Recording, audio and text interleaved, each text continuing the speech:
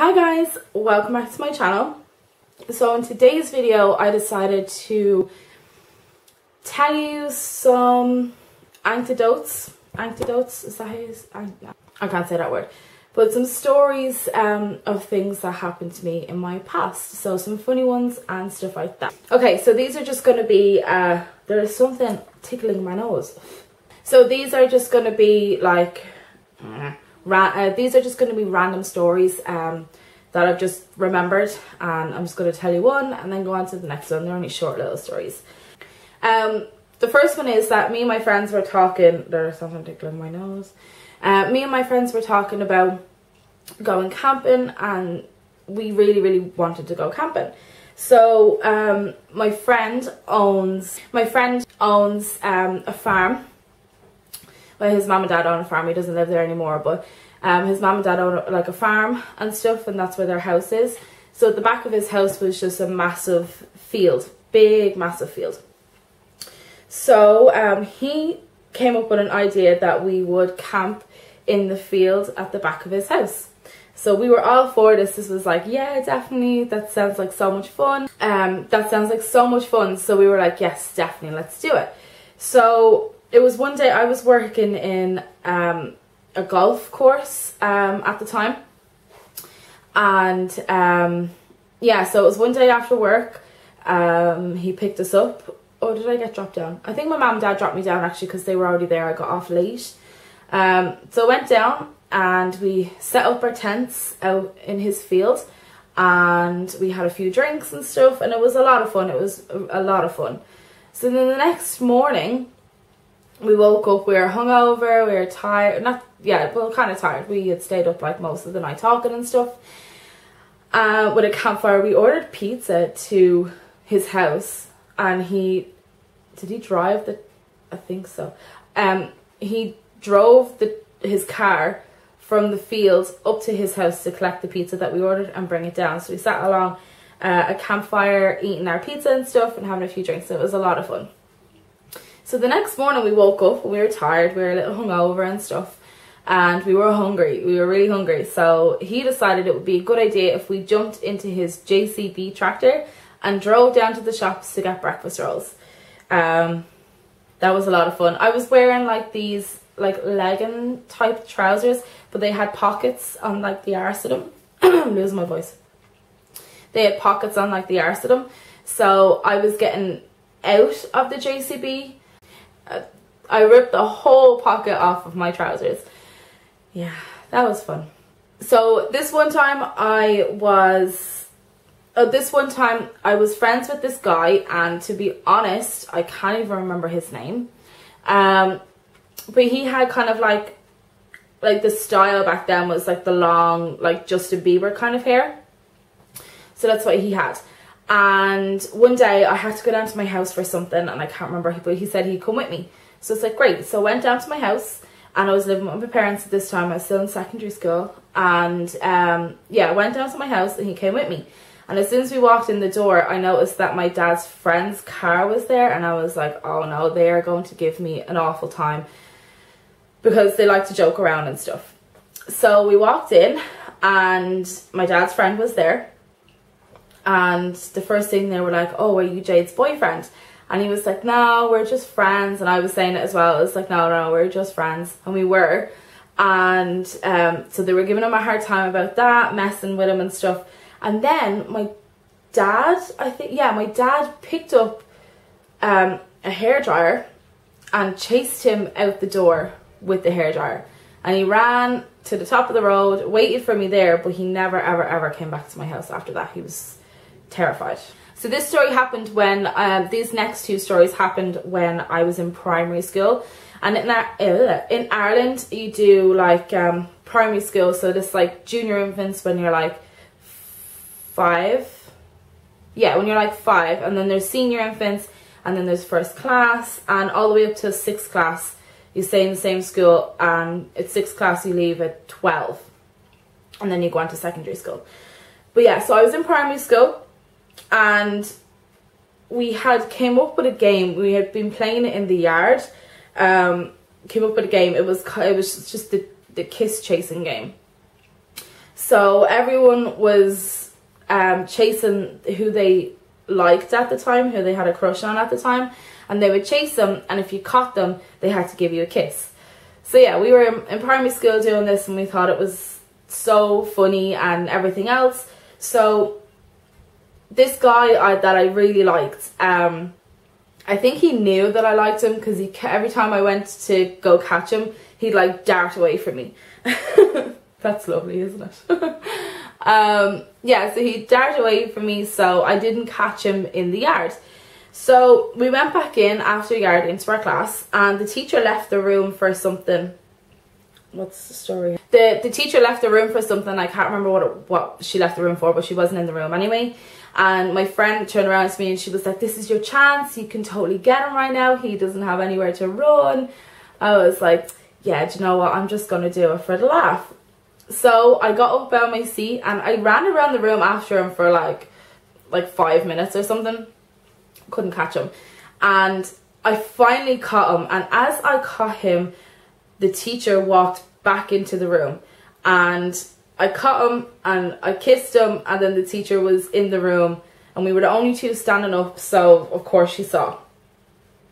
So I got into a lot of trouble. I don't know why, but she sent me, I had like this extra class for English. I actually can't remember why. I don't remember why I had this extra class for English, but I did. I had this extra class for English that I would go to during the day once or twice a week or something. And I loved it because the teacher was so nice and stuff, and like I could talk to her about stuff and all that. So it was great to be able to do that. But basically, when I got caught, I got sent to the principal's office. And I was sitting outside the principal's office, and I was like on the verge of tears, because I'm like, I'm after getting in trouble, and I don't normally get in trouble, so I was on the verge of tears, very scared. And my principal came out and she said, "Go into your extra English resource class. The teacher that I had there wanted to talk to me." So I was like, okay. So the day before I had done this, I told her, I was like, "That game is stupid, like I'm not going to be playing that game, and it's just for kids, and bleh, kissing, ew, and all this," like just because she had asked me about it. So when I went in, she was like, "You told me that you weren't going to do it and stuff," and I was like, "I know," and we just had a talk about it and stuff. But yeah, that was, I don't know if that's ended on a funny note or ended on kind of a sad note. So this again is in primary school. This is when we got shifted into our new classes. So I've been with a new bunch of people that I didn't know and stuff, and I made a load of new friends and stuff, which was great. But there was this one boy who really liked me, and he had told people he liked me, he had told me he liked me, and I just wasn't into him. I didn't like him that way. I liked him as a friend because he was really nice, but I didn't like him in that way. So I remember he had told me, it was getting more and more like, "I really, really like you. Will you please go out with me?" and stuff. And stuff like that. So I was kind of like, no, like, will we just be friends? It will ruin the friendship, blah, blah, blah. So then after a while, he was getting too intense with it. I was just like, leave me alone. So every time, like say we were doing a subject and we had to put our book back on the shelf after doing our subject. And I remember I waited until he was sitting back down in his seat before I would get up and put mine up, because I just didn't want to cross paths with him, even though he was in the same class as me. And I remember he used to wait for me when we were walking home. School was over, he used to wait for me outside and walk me all the way home, which is really nice as well. But then it got to the fact where the whole walk home was like, "Well, I really like you, will you go out with me, blah, blah, blah." So I ended up like running out of the classroom before he could even get his stuff together and leave, and just like run the whole way home. And I done that for a couple of weeks until I think he finally got the message, or that I left school. I can't remember. So this next one involves my cousin. This is when we were quite young. I think I was like 7 or 8 maybe. But we were in, I think it was my house. We were at my house and we were playing London Bridge is Falling Down. So this is the game that we made up. So basically we were standing on, there was 2 armchairs that were quite close together but far enough apart that if you put one foot on one arm and the other foot on the other arm, there'd be a gap, like, if that makes any sense. So that's what we done. We'd stand one foot on one arm and the other foot on the other arm, and it was like the bridge. So then we would go underneath the bridge and then you'd hit the wall, so you'd have to come back out. So we were playing that for a little while and we thought this was so much fun and stuff. So next it was my turn to go under the bridge. So she was standing up there and I had went in, and as I turned around to come back out, she had jumped down on me and my face like smacked into the ground. And I wasn't crying. I don't remember it being sore or anything like that. My mom heard like the thud and she came in. And my cousin was like, it wasn't my fault, it wasn't my fault. And I was just like, I'm fine, it doesn't matter, like, I'm fine. So my mom was like, okay, grand. She was going to bring me to the hospital and stuff, but she said I kept saying I was fine, so she didn't. So that was grand. The next morning after this had happened, I woke up and my mom said that one half of my face looked like Droopy the dog. It was just all like saggy and like swollen at the same time, and she said it was just horrible. So she rushed me into the hospital, and it turns out that she had cracked my eye socket. I think that's what it was. Yeah, that's what it was. I remember getting x-rays and stuff like that done. I was in the hospital for a little while. I remember my cousin's mum wouldn't come into the hospital because she felt so bad that this had happened. But I felt absolutely fine, and it healed up fine, so it's all good. So these next 2 stories involve my ex-boyfriend. Yeah, so the first one is I was with him for 8 months. We were together for 8 months. We broke up and then we were together for like 2 months again or something like that. But anyway, so I was going out with him and he had a younger sister, which I got on well with and stuff. But one day, out of nowhere, this girl came up to me when I was walking around with him, and she was like, oh, you're gonna get bet, you're in so much trouble, she's gonna kill you and all. And I was just like, who? Like, who are you talking about, and what happened that I would need to be getting into a fight? And she said that my boyfriend's little sister told this other girl that if she messes with her again, that she's gonna get her brother's girlfriend after, which was me. And I had no idea about this at the time and stuff. So when this girl came up to me and she was like, oh, she's gonna kill you, nah, nah, nah, nah, nah, I was just like, whatever, like, it didn't faze me at the time. So where was it? Yeah, so I wasn't fazed by this at all. It didn't even cross my mind for the rest of the day until later on that day. Me and my boyfriend had gone, this is where we used to always hang out, was the farmer's field, that's what it was called. So it was at like the top of the estate, top of like an estate, and you went through like this little dip and through some bushes and you were into a field. And we used to always hang around there because at the time I used to smoke, so that's where we used to go to smoke and stuff, because we were in a field, no one would see us and stuff like that. So yeah, we all hung around there. So later on that day, it was just me and him left in the field. Everyone had gone home for dinner or something. Everyone had left anyway. It was just me and him. So we were like, oh, I'm tired or whatever, I'm gonna go. So we were like walking down the field to go out, and like this massive group of girls came into the field. So I didn't think anything of it because a lot of people hung around at this place. It wasn't secret or whatever. Everybody in this place knew about it, and that's where everyone used to hang out, people that we didn't hang around with and stuff like that. So I didn't think anything of it. And yeah, this little girl, she was short, this little short girl comes up to me and she was like, I heard you were going to fight me and stuff. I heard that you were going to kill me and all. And I was like, me? I was like, I don't even know who you are. I didn't have a clue. I've never seen her before in my life. I hadn't a clue who she was. So I was just like, whatever. And then I went to walk away, and her group, her little posse thing, like built a circle around me. So I couldn't go anywhere, and my boyfriend at the time was just, was he in the circle? I don't even know if he was in the circle, or if he like was outside the circle just watching. I have no idea. But anyway, yeah, so she was starting to like come up in my face and stuff, and I was just like, listen, I don't know who you are. I said, I don't know who told you that I was going to kill you, but like, I have no idea who you are. I have no beef with you, so let me just go.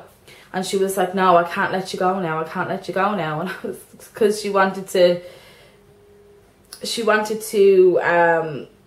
make a name for herself. That's not it. She wanted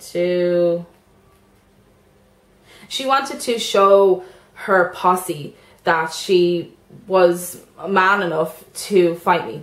I'm using a lot of quotation marks in this video. Yeah, so she had to show them that she was man enough to fight me and stuff. So she said she couldn't let me go until she at least hit me once. And I was just like, oh, here. I said, you're a little tiny thing. I said, go on, just hit me, and just let me go home. Like, so she did. She stood up on her toes and done like a jump and boxed me straight in my eye. And it wasn't that sore at all. I was just like, grand, all right, see you later. And I went to walk off. My boyfriend at the time ran over to me, and he was like, oh my god, are you okay? You okay? And stuff. And I was just like, yeah, I'm fine. It didn't even hurt that much. And he was like, oh my god, no, I'm bringing you to the hospital. I'm bringing the guards, like, I'm blah blah blah. And I was like, it's not that serious, just leave it. Like, so we went down to his house, and his older sister brought me out I think it was like a bag of peas or something to put on my eye so it didn't swell. And that was grand. I sat there for about an hour, and I was just like, look, listen, I'm fine. I'm just going to go home. And the whole way home, I wasn't scared of her, but the whole way home, I was just like, is she going to jump me now while I'm like just walking home or whatever? But no, she didn't. And a couple of years later, I ended up like not being friends with her, but just not having any sort of beef with her. And my last story for this video involves the same boyfriend. So again, I had been going out with him for 8 months. At the end of our 8th month relationship, towards the end of it, I kind of noticed that he was going off and not telling me where he's going or lying about where he was going and stuff. He said that he was spending a lot of time with his dad. He was going to the gym with his dad and stuff and all that. So at first I was just like, all right, yeah, whatever. And that was grand. Then one night we were out. I think we were having a few drinks. Had a few drinks, and I was just about to ask him like, how is the gym with your dad? And he turned around and he was like, oh, I seen this deadly movie today. It was really, really good, blah, blah, blah. And I was just like, movie? I was like, you told me you were going to the gym with your dad. And he was like, oh, yeah, we did go to the gym, and then we decided to go to the cinema to see this film. And I was just like, all right, okay, yeah, whatever. So, yeah, so I knew it was just a total lie. So I thought, oh, he's like cheating on me with another girl and stuff like that. So I was getting really suspicious. And I think he noticed that I was getting suspicious, and he started feeling really bad about it. So I remember the day before he broke up with me, we had been to Finn's. So Finn's is this underage disco that we used to go to every Friday. No, it was on every 2 weeks. So every 2 weeks we would go. And yeah, every 2 weeks we would go, and it was just an underage disco and stuff, and it was a lot of fun at the time. Yeah, so we had gone, and he was being really off with me, just not really talking to me or anything like that. So I ended up going home early, and yeah, so the next day I was out with him and one of my other girlfriends, and I remember I was like cuddling him and like kissing him and stuff like that, and she was sitting on the ground bawling her eyes out, crying, like, I mean, in hysterics, crying. So I kept saying, what's wrong with you? What's wrong with you? Why? She was crying all day. I was like, why are you crying so much and stuff? And she was like, I can't tell you. I can't tell you. I wish I could, but I can't. And I was just like, what's going on here? But I never put two and two together. So that night, after I had been home for a while, he rang me and he was like, Jade, I need to talk to you. There's something I need to tell you and get off my chest because it's killing me. And I was like, right, okay, he is going to break up with me and he's going to tell me that he's been cheating on me. So yeah, he was like, I need to talk to you. There's something I need to tell you. It's killing me. So I was like, right, that's it. He's cheating on me with another girl, or he's seeing another girl or whatever, and he wants to break up with me. So I was preparing myself for the breakup. I really didn't want it to happen because I really had a lot of feelings for this guy. So he came down to my house and I was outside talking to him on the wall, and he was like, this is the hardest thing I've ever had to do in my entire life. And I was like, just tell me. I said, I know that you've been seeing another girl and stuff, and like, do you know what, just come out with it and just tell me what's going on. And he was like, my sister really said that I just can't be doing this to you anymore and stuff. He said, I've known for a while now and all. I was like, just tell me what's going on. So he finally just goes, I'm gay. I was like, what? I just wasn't expecting that at all. I had no clue. And like, my friends, even now, they say, oh, I knew, or like, I knew he was gay or whatever. It's like, why didn't anybody tell me? Because I had no clue at all. So I just stood there and I was like,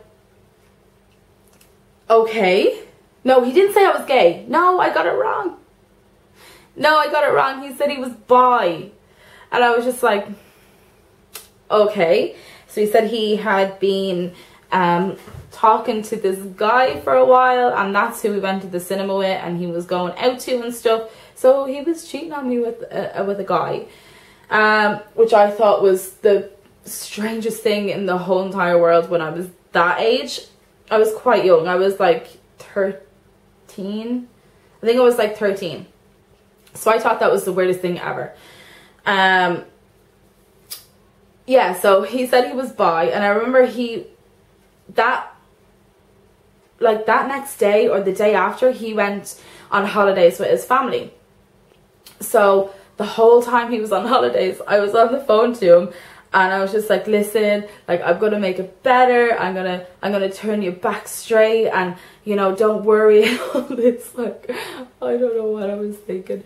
But I basically just kept telling him, I'm going to turn you back to being straight so we can be back together and stuff like that. I was like, don't worry, it's a phase and you'll get over it and all this, whatever.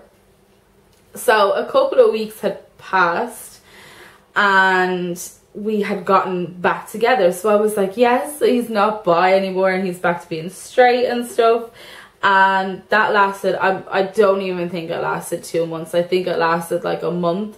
And then he done the exact same thing again. He like rang me one night, and oh, that's what my friend was so upset about back there a little bit. She was so upset and crying all day because he had told her that he was going to break up with me because he was bi, and she felt really bad that she couldn't tell me. That's why she was crying. But anyway, yeah, so when he broke up with me the second time, he rang me again. He was like, I need to talk to you at like 12 o'clock at night. I need to talk to you. So I went out and I was like, listen, I said, you're not bi, okay? Just drop it, you're not bi. And he was like, no, I'm gay. And I was like, what? I was like, why? I said, why did you get back with me if you knew that you were gay? And he was like, I didn't. I was confused. I thought I was bi, but I wanted to be with you and all this. So yeah. Okay, so I'm just sitting down and editing this video, and I thought I filmed an outro, but I didn't. So here's the outro here. Yeah, I hope you guys enjoyed this type of video. It's quite different to what I've done on my channel before. But if you like these types of videos, storytelling type of videos or whatever, let me know in the comments down below, because I have loads and loads and loads of stories, and I wouldn't mind doing one of these every so often. So yeah, thank you guys so much for watching, and I will see you very soon. Bye.